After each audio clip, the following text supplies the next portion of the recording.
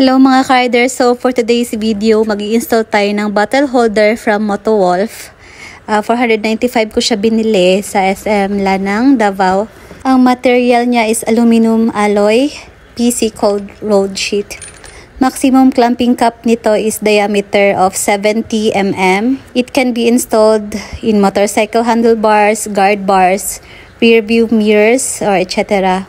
Pwede din siya sa bike. So, this is my motorcycle Kawasaki Z900. At dito natin siya ikakabit sa right side guard bars. Itong gamit kong handlebar is from Motowolf din mga ka-rider. First, i-install muna natin ang bracket sa guard bars. Tapos, i-adjust nyo lang ang direction ng bracket. Tapos, tighten the screws. Higpitan nyo ng mabuti para hindi makawala at hindi sumama sa iba.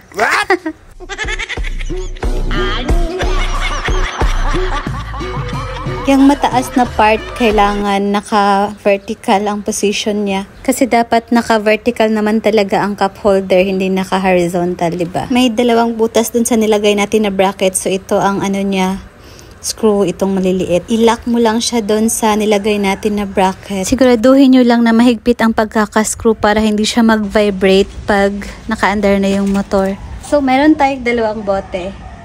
Ito ang wine. So, may mga tumbler kasi na ganito ang size.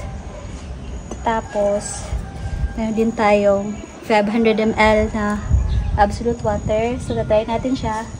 Wow! Boom! Kasha! Shoot! So, gano'n na siya. Oh!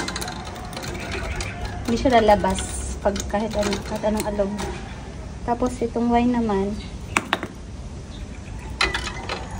hindi siya kasya pag ganyan. So, kailangan mo siya i-open up. Okay, goods. Okay na siya. So, meron na tayong Motowolf bottle holder mga ka-rider. Thank you so much for watching. Bye-bye!